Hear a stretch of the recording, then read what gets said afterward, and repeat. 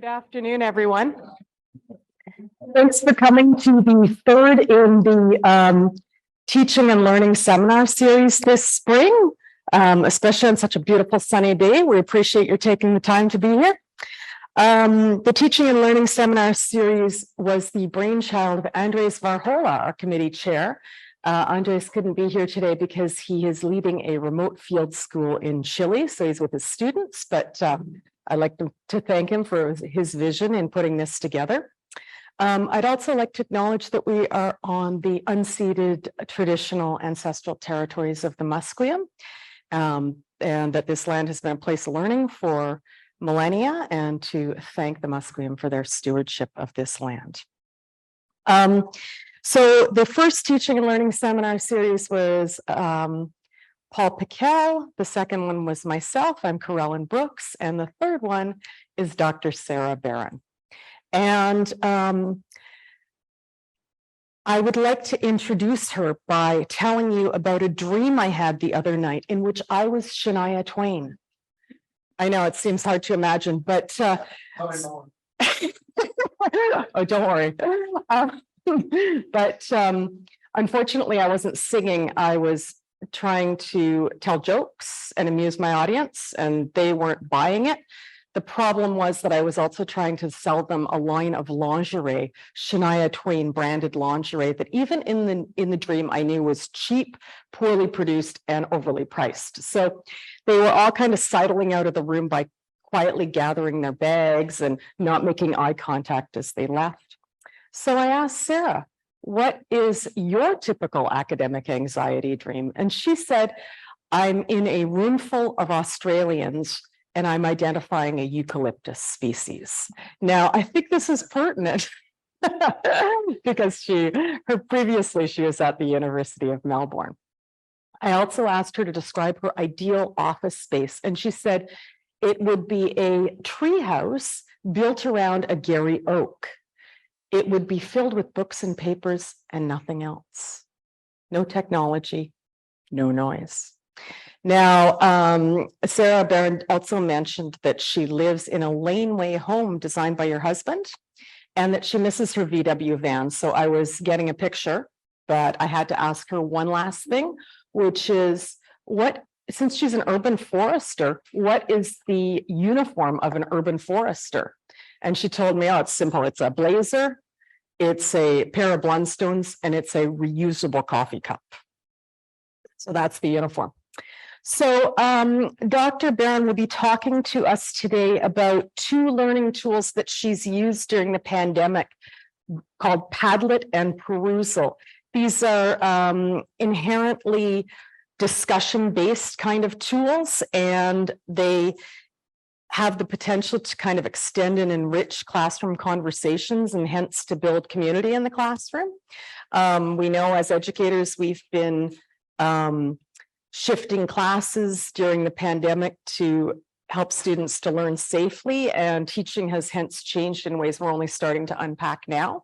So these new techniques and these technologies are both challenging, as we've experienced, and can also be opportunities.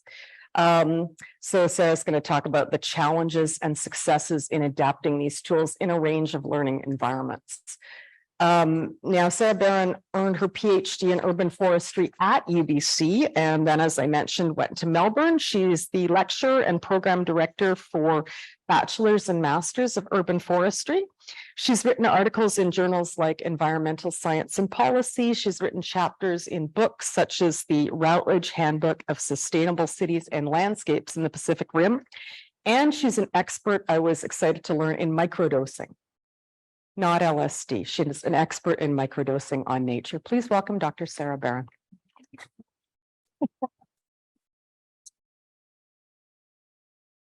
Well, thank you so much for that introduction, and thanks again, everyone, for being here on a sunny day. It's been a long winter, and here we are right in the middle of summer, so it's really nice to be sharing this time together. I will move my microphone a bit closer. Is that better for the online folks? Okay, doesn't get too much higher. I think that's I'll try and speak loudly. Okay, which is not my natural vocal tone, anyone who knows me. But I'll try to shout. This isn't a brag, but it kind of is. How did I come to be here? Tree forts, Volkswagen vans, no technology, and I'm here talking about online education. How did this happen? I don't know, but here we are, and here's me 2 weeks ago, meeting with our second cohort of urban forestry students in the master's program in the Black Forest. We meet, we converse and build community online, and then we have an in-person opportunity to meet.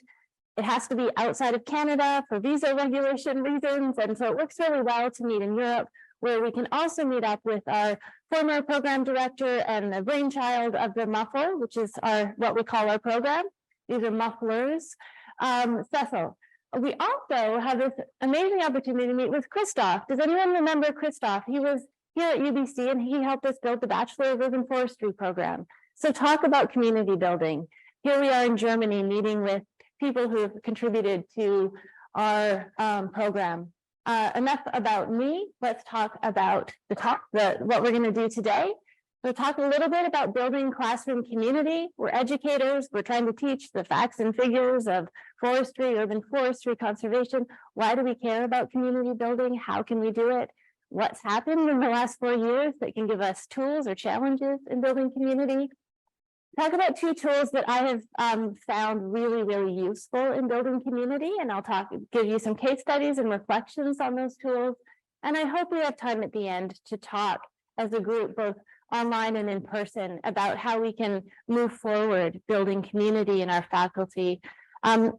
We've all noticed that it was still at a bit of a rocky start last year to come together as a community of forestry. And I think in the last 2 months, we've really seen coconut happen. We've seen the field skills happen. We've seen other things happen that make us feel a little bit more like we used to be connected to each other. This would have been a really weird joke about 4 years ago. But we all laugh and get it. We've all experienced something. There's been a shift in learning. I'm not going to back down from that. Things have changed.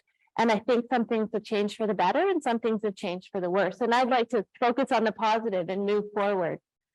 The issues surrounding COVID have had salience in communities across the world for health and economic reasons, but they've also had challenges in issues of sociality. How communities connect to each other has fundamentally changed in the last 4 years, and in the aftermath of COVID, and how people form social communities is different. And so I'm researching for this seminar. I found quite a few papers where academics, everyone unpacked COVID in a million different ways, and a lot of them were about how online communities worked in COVID. And so Peters and I'll ask the question, what kind of sociality is possible when students and their faculty meet in the digital space? As someone who's trying to build the first sort of online professional master's, this is a really salient point for me. But what's also interesting to me is the tools that we use to build community online can be used still in the classroom. We only get to spend time with our students in these sorts of settings for 3 hours a week. There's a lot more time to help build community in between classes. I think that's really important. Again, why do we care about building community? There's been a lot of research over the years about the importance of building a classroom community in learning. So at the center of it is a sense of community is central to student engagement and satisfaction. There's been studies showing there's academic and social benefits to students feeling like they're part of something. They've increased participation in deep learning, increased ability to manage stress, very relevant point for us as we look at our student population right now. And at the extreme end, they're less likely to drop out, which is good for us as well. So it is really important, and part of our job is to help foster this community, I believe. But one thing I noticed, and I don't know if any of you noticed, but there was this really interesting phenomenon when we were moved online. And I think that Justin Melbourne said it best, the intimacy of distance. All of a sudden, we were in people's lives in different ways, some of it uncomfortable and some of it quite joyful. The getting to know your students' pets was a joyful moment, I think, for all of us. And it really helped to break down some barriers that exist in a typical sort of lecture format.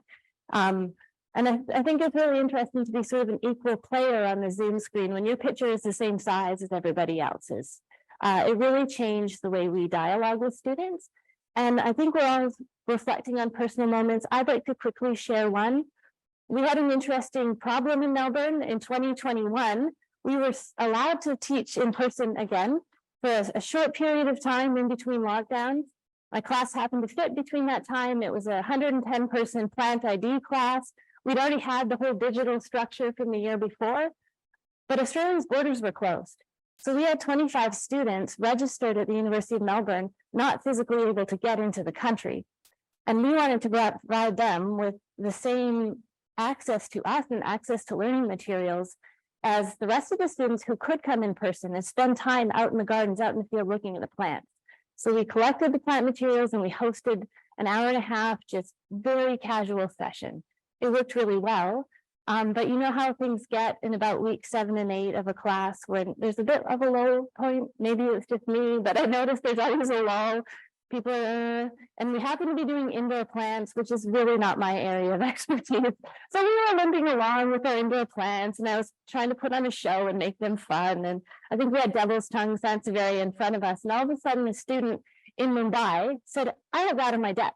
Can I show everybody?" And she turned her camera around, and we had a tour of Mumbai with her plants. And she had many of the plants we were studying in class.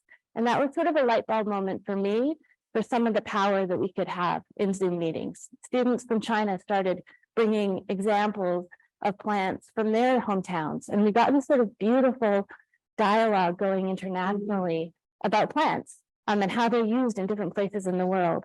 And so I think this goes back to that sort of intimacy of distance, that we could never do that in the classroom. So that's something that is new and exciting and powerful that we can use.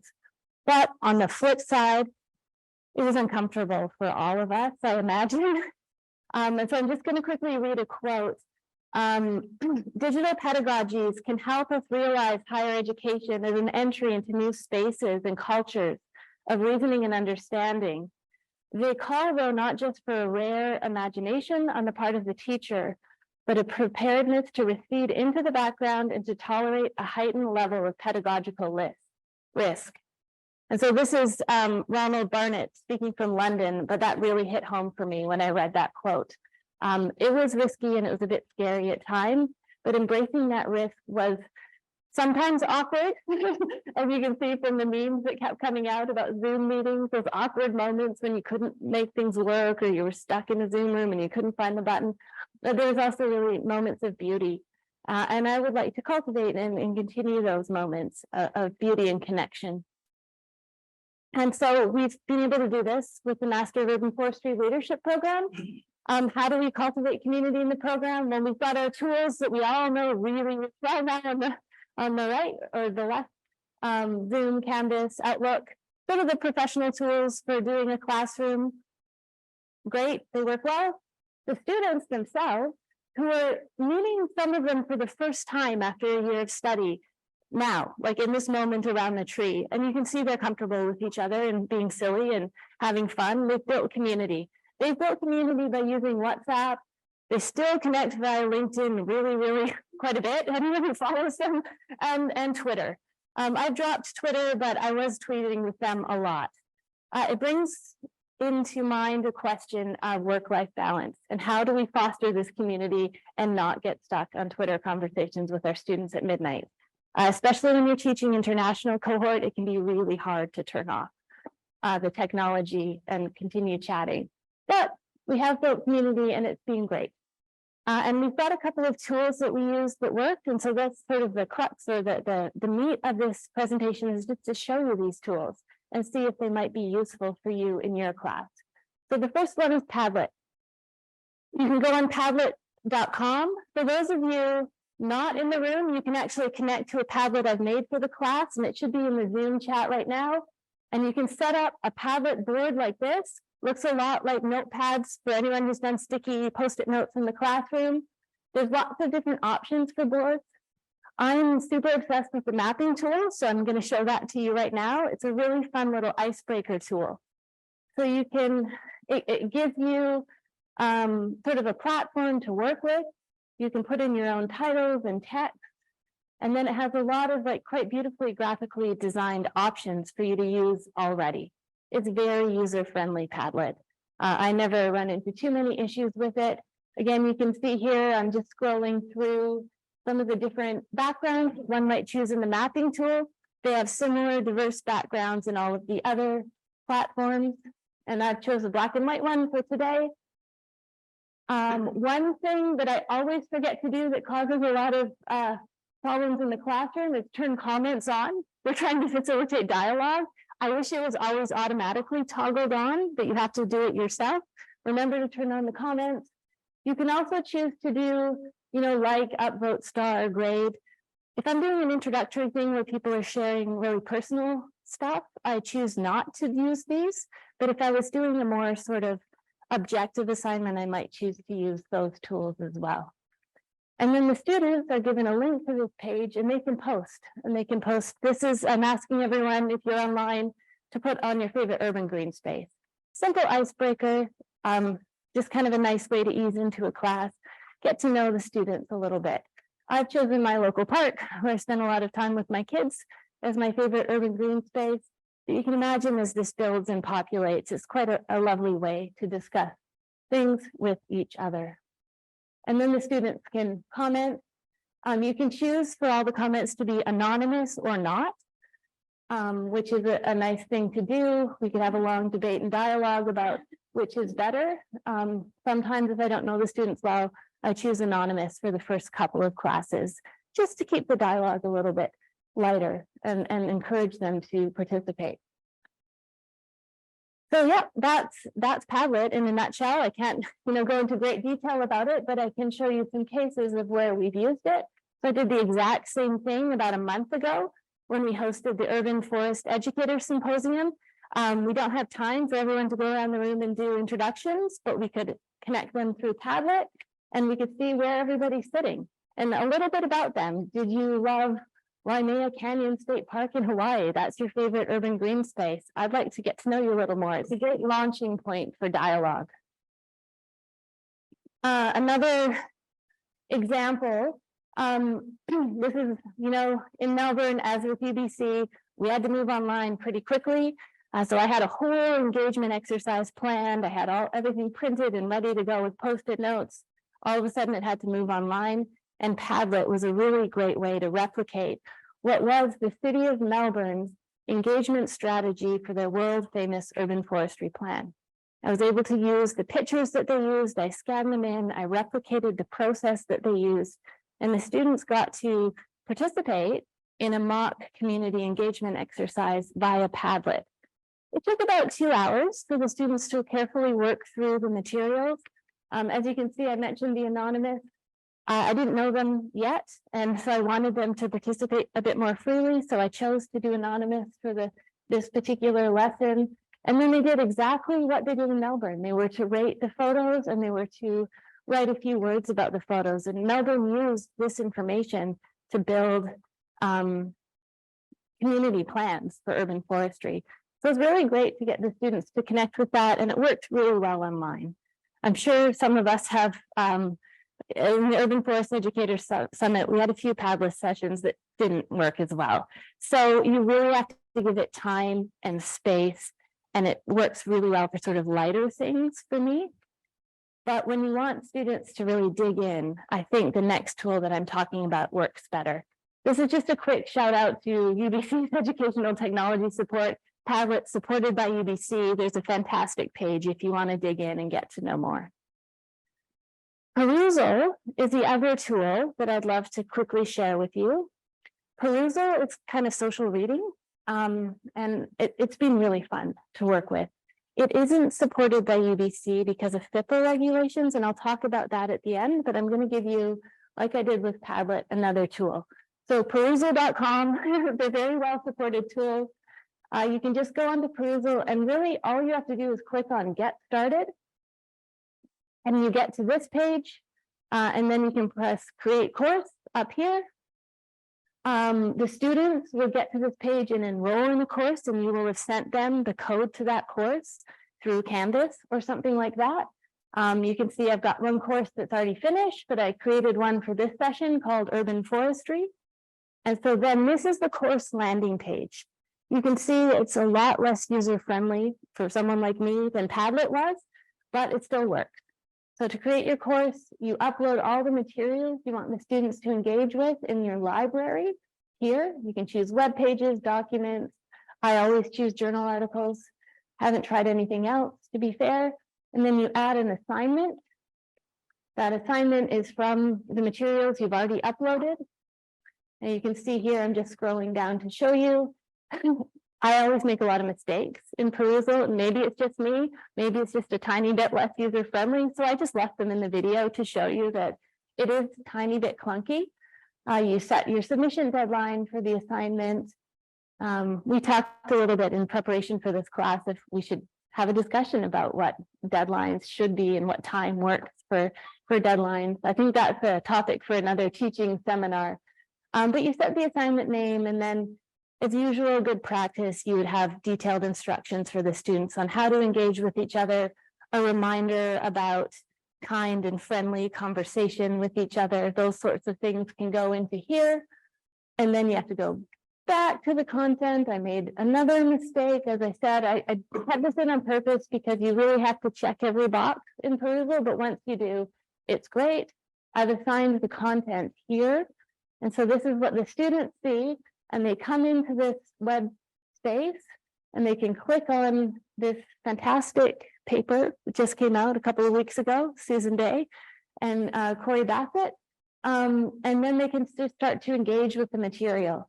I do have, there's some clunky PDF issues, but the students read, highlight, comment, and dialogue about a paper in a way that I've never been able to facilitate. And I've tried for 10 years now. I've never seen this level of engagement and enthusiasm for dialoguing over a journal article as I have in Perusal. So it's quite great for that. It forces the students to do their pre-class reading if you assign it. Perusal does grade for you. I'm a little bit uncomfortable about how that works in the space where we've got these FIPA regulations. So I've actually just gone in and manually graded it since I've been back at UBC. It was wired in and connected in Melbourne. It was part of our LMS.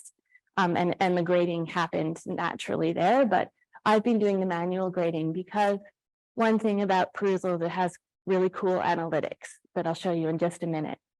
So I keep talking about FIPA, and I just wanted to remind everybody that we are working with the Freedom of Information and Protection of Privacy Act.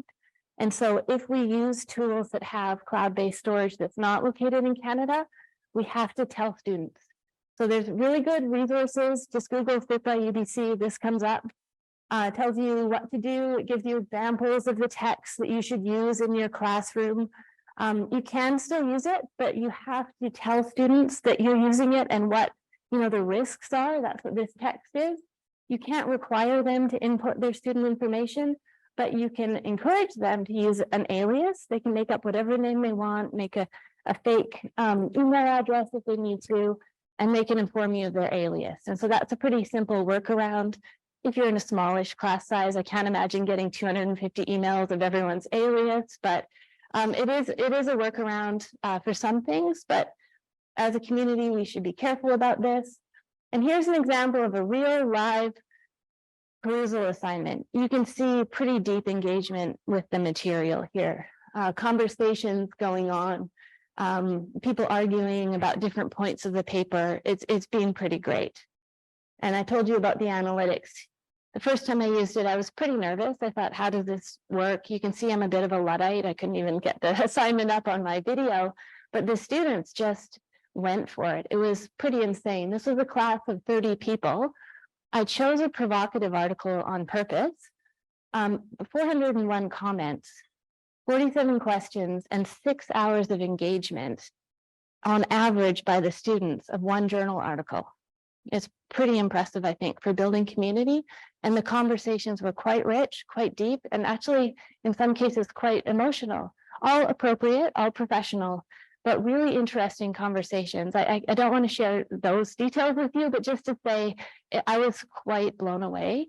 And so I've incorporated into other classes as well. I should say these were graduate students in a capstone Masters of Urban Horticulture class, and that might make a bit of a difference, but I think you can get that level of engagement in all of your classes.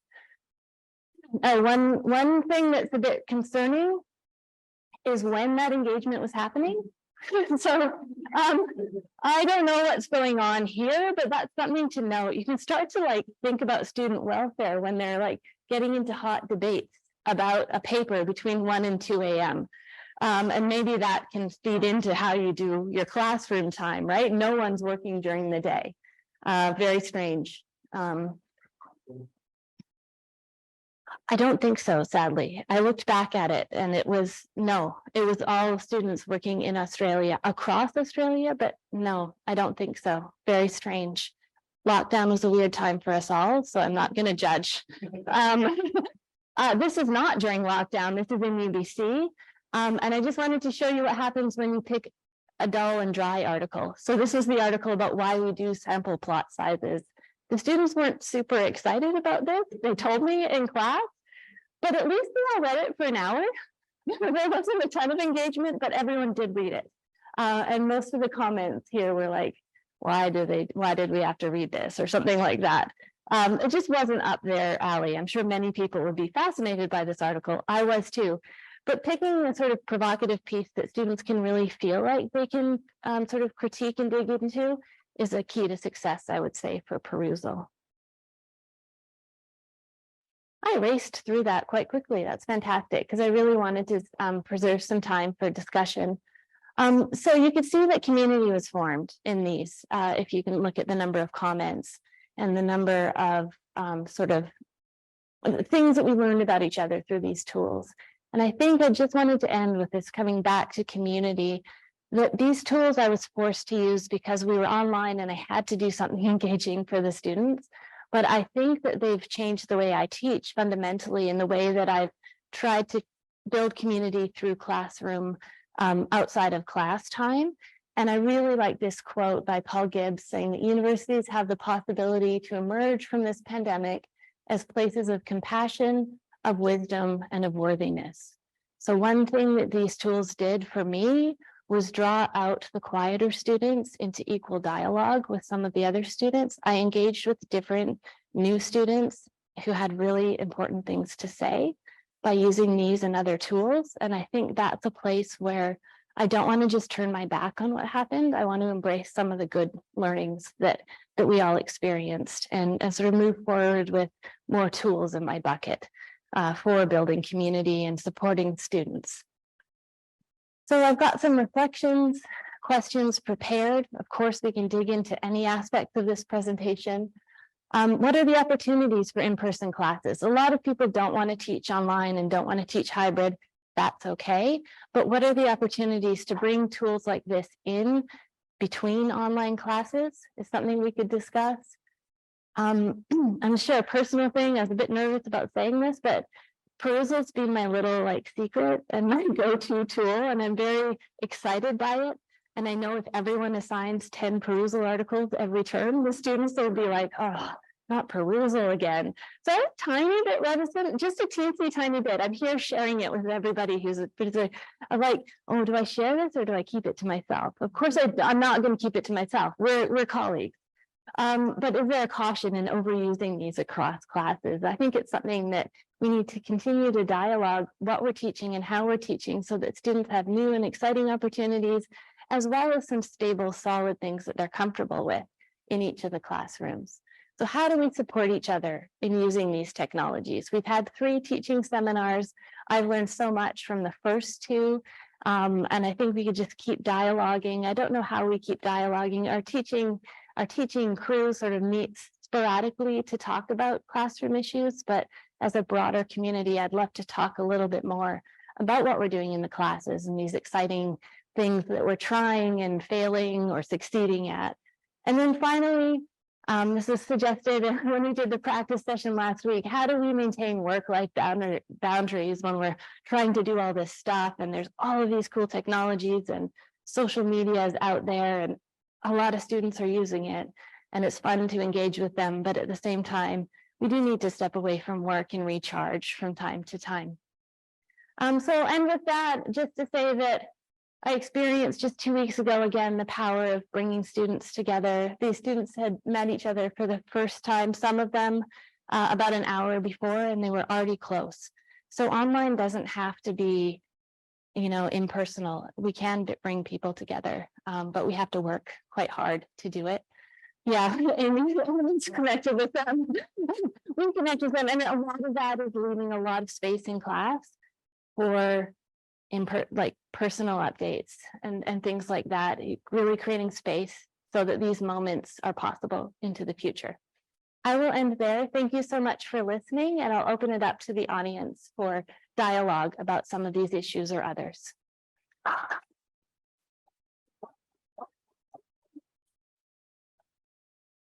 And usually I've taught hybrid for quite a bit. We had to in Melbourne, as I said, because of those closed borders. I usually give the online folks the first opportunity to talk because they're not here in person. So I'll just see what's going on in the chat.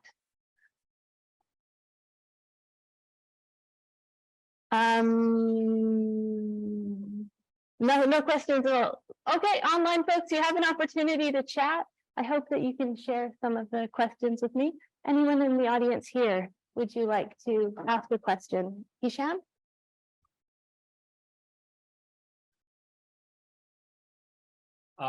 Thanks, Sara. Great presentation. And yeah, I've been even before the pandemic I was always trying to find ways of engaging those students who don't feel comfortable talking in class using like Canvas discussion boards and everything else. So I think it's really important to do that.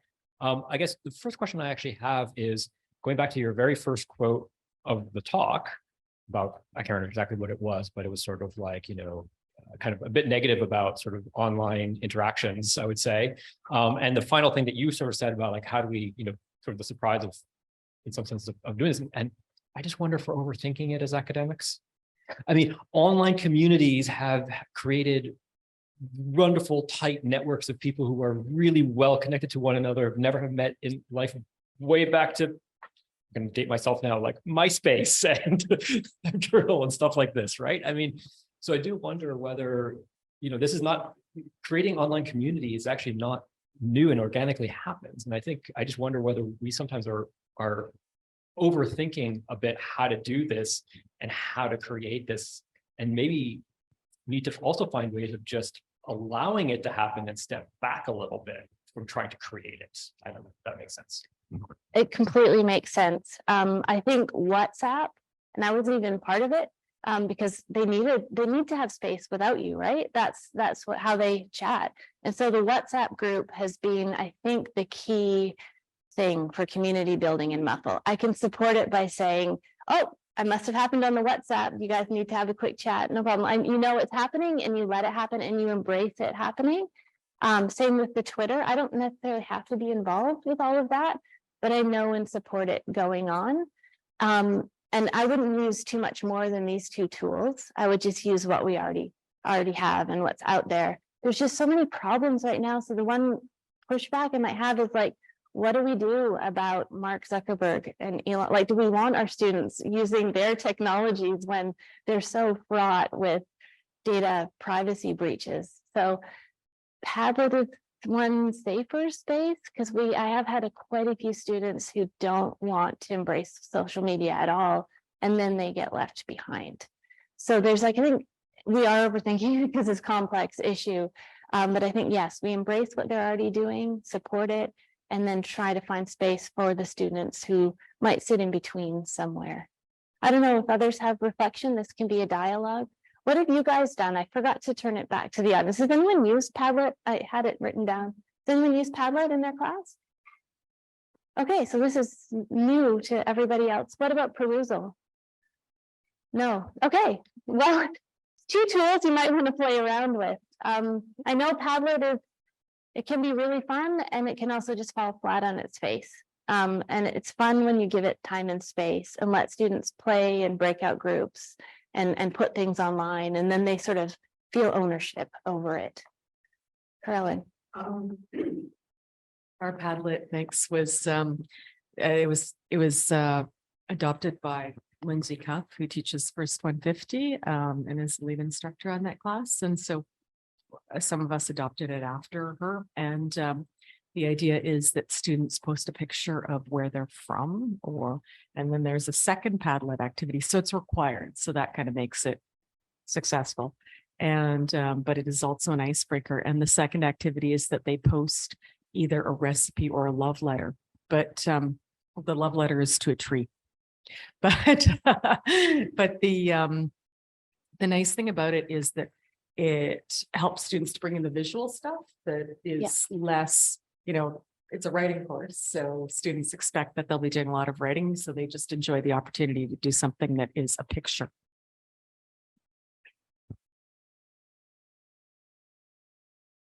Juliet? I just was wondering what your process is for like, I always get kind of scared of integrating new tools, teaching tools in general, but especially technology, because of the investment upfront of like learning it and then not being exactly sure how I'm going to use it. So can you describe your process of like kind of seeing the need for a new type of tool and then like how you choose it and make sure you don't go down a black hole of like every app ever created? Yeah, so I was really fortunate with Perusal to have inherited a class that used it. And then the person who used it gave a 3-hour workshop, which is really what it needs. Like I'm happy to host one on how to use Perusal appropriately. And so then I learned the power of it and just used it. And I was really nervous. It was already sort of in the class the year before, but I was a bit nervous about how it would work for sure. So I only chose 2 new software, and that still felt like a lot for the class. So I chose these 2 because I was searching everywhere for how to communicate visually, because I'm a landscape architect, visual person, and Zoom was getting a little bit, it was clunky to ask students to upload pictures, and all of the things weren't working using the traditional tools. So I asked around the teaching community at Melbourne, and they suggested Padlet. And then I just use Padlet now because I don't want to put that time. Well, I do want to, but I don't have time to learn all of them. So Padlet's just one that seems to be pretty universally used across the world. When we did the Educators Forum, most people had used it. So it's really surprised actually to have a new audience for Padlet.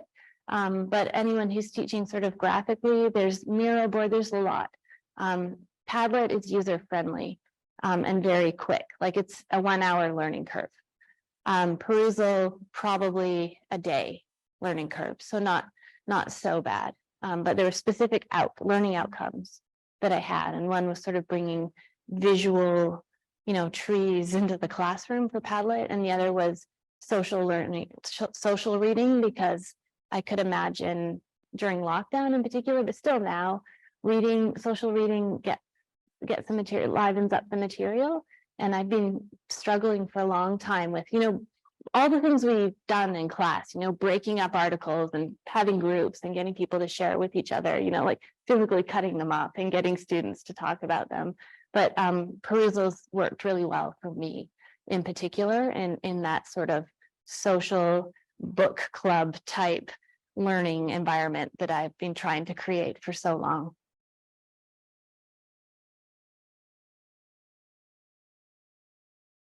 Thank you. So is the social conversation in Perusal the final outcome, or do you think there are other steps to continue the conversation in person or in other platforms? That's a really great question. Thank you. So I use Perusal as that's the assigned reading before a class session.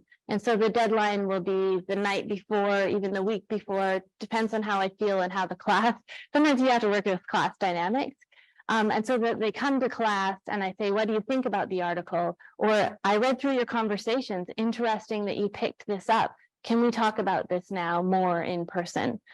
So having some class time to go over what happened in Perusal, or actually in the class that I taught most recently, I had the students use Perusal for a key article from the guest lecture. So in MAPA, we have this great opportunity to have international experts.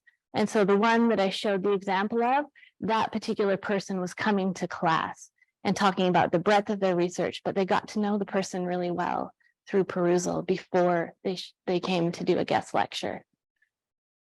So different opportunities, but yeah, usually it's a flipped classroom approach, so that we come and we can have good dialogue, deeper dialogue. You just get right down there instead of talking about things at the surface. Yeah, hope that answers your question. Yeah, can anyone imagine trying these tools in class? Yeah, and you've seen the effects. Rarely do you have students thank you for a software, making them learn it, but I have with Perusal.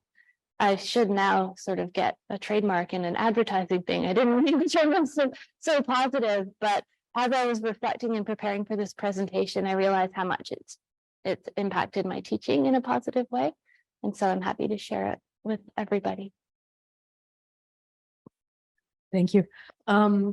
Yeah, Sarah, when you said, can you see using this in your classroom?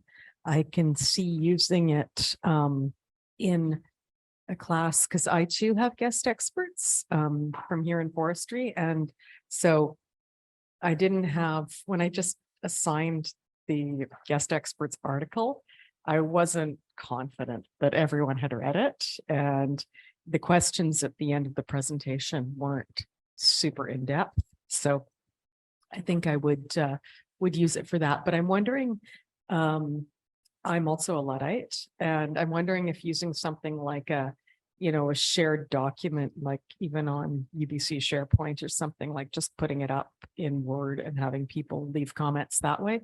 What are the limitations of that? Just the simple sharing is something that I can't get my head around half the time. SharePoint at UBC doesn't connect everywhere. Google Drive we're not allowed to use. So I find just sharing really hard. Yeah. But a Perusal course code link, there's still sometimes a bit of hiccups, to be fair, when it's not embedded in your LMS. But the first step for me is always just sharing a document. Can be difficult. Maybe I just need a lesson in SharePoint. No, I think you're right. I'm starting to remember now, I forgot, like the course is over. So I mean, I'm still the handout paper copies person. I'm not going to lie generally, but I can't do that anymore. So I'm trying. But that could be really interesting because students could really pick things apart in different ways. If you're talking about writing, I can imagine something that has editing text capabilities could be a really interesting way to engage with a document. So I'd be curious to see if there's sort of plugins that we could work with in Canvas that have it embedded in the class. Because one thing I found now that I'm actually taking a class right now and being on the other side of Canvas, it's really hard to navigate some of all these clicks and links and things because everyone does Canvas a little bit differently. And so the straight, simple streamline is really good.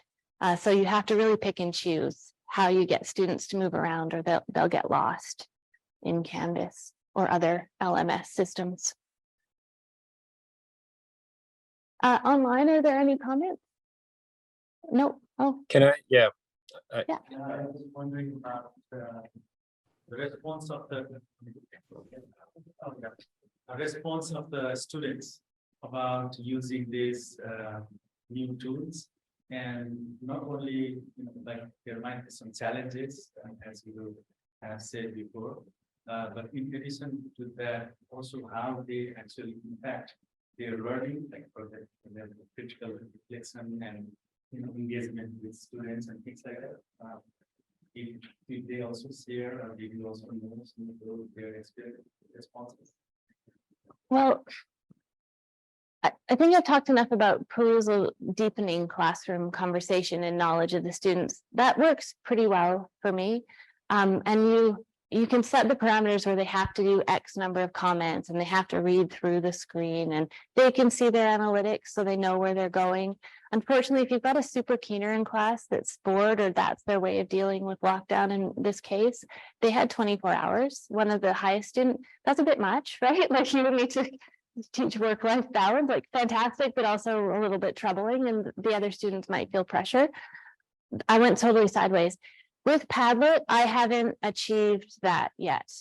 I've been trying different ways. I've been putting up documents to get people to comment on it. It takes a lot of time to get to that deep conversation, I've found. So I've been using it for community building icebreaker type activities, to build community and less sort of circling around the classroom outcomes, but not necessarily being the key learning objectives. I haven't quite done that successfully. I don't know if you feel the same way about Padlet or others online who've used it. I haven't just been able to get that depth of knowledge, and potentially I would like to, I didn't realize you can replicate walls. So you can replicate the walls and give them to breakout rooms. And I don't know how many of you just jump into breakout rooms and the students are just like going at it. And you're like, what happened? You were so quiet in the main Zoom room. So I think there is where we have to give them their own Padlet, maybe like make it a bit hands off and let them really dive in a comfortable way. So I'd like to try that next, but I can't tell you the results because I haven't tried it myself yet. But maybe that's a way to do it. It's, think about what's working, or maybe abandon it and just use it for the icebreaker. But that runs the risk of what Juliet was talking about: new software, new technology. Do I bother?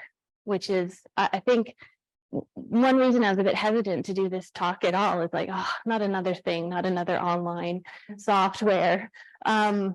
But yeah, I mean, you can take it as it is. You spent an hour now discussing two, hopefully one or both of them or neither of them. At least I've, canceled one rabbit hole for some of you if you don't want to use them at all. Because I've used them, hours in multiple classrooms. And so I can answer any more detailed questions about things that have failed to save you guys all that agony. Can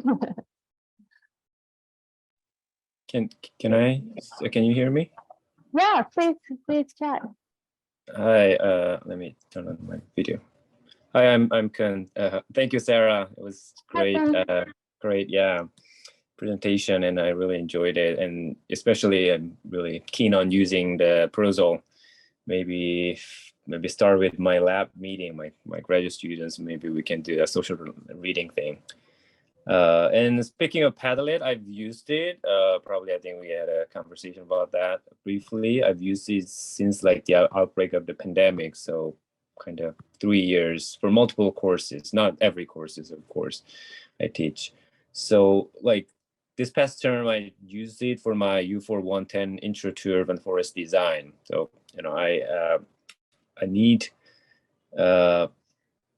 needed some kind of online tool, like platform. People can share their some work, their design work, their kind of photos, discussions online, and they can kind of comment on each other's work, each other's photos.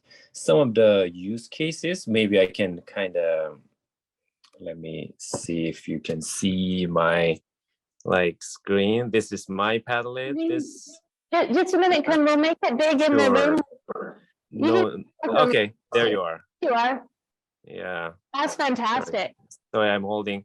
Yeah, it's a lot of like weekly assignment and some of the in-class activities and the final project. Some of the use cases I found helpful was like very first exercise, like introduce yourself. And then I asked them to put any photo they would like to share. Some cases it's just their own profile photo or their pet or whatever, and some other basic information about them. I think that was kind of helpful, especially that because it was relatively bigger class than the size I used to teach, and it was helpful to kind of create a sense of community. But I think it remains a challenge to create or form of kind of tight-knit community online. So that might be kind of still question or some point to think about how we can facilitate peer interactions and peer learning. And some other kind of activities, maybe I can share some other, like students need to post, so a good kind of function the Padlet provides is this online search. They can do a quick Google search and share any photos they found online and just put it with their own comments. So these are some of the examples of different kind of tree layers in a plant community, and students can kind of leave comments on each other. So yeah, so yeah, just want to share my own experience. And maybe one last thing I want to say, especially with this like project one design board exercise, I first taught them some basic like kind of etiquette thing, how they give like healthy and constructive feedback on each other's work, and focus on the work, not the person, like, you know, that kind of thing. I think teaching it and emphasizing how they can communicate effectively, I think that's was important. But still, I find it's a cool tool I really enjoy, but still find it challenging, you know, to facilitate more active involvement and then the community among themselves. Thank you. Well, thanks for sharing, Kun. That's great. So you can see now a full board. I didn't screenshot one, but this is the sort of activities that you can do. And it sounds like we're echoing similar experience of being great for sort of lighter interactions and building community and sharing visual media, but maybe getting into the depth of it. If someone has a successful case next year, I'm going to keep trying it a little bit longer and trying to get deeper. So maybe I'll have a successful case for next year, but if not, it still is a good icebreaker activity, online or in person. Sometimes it's nice to move that on to the asynchronous space and let students feel comfortable sharing in their own time, in their own space, and having a bit of a think about it.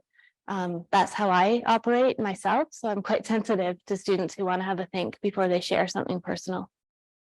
And I think we are on time, or were we supposed to wrap up 10 minutes early or not? So yeah, unless there's any further questions, I'm always happy to chat about successes and teaching, and also happy to contribute in any way to community building, whether it's our student population and our faculty.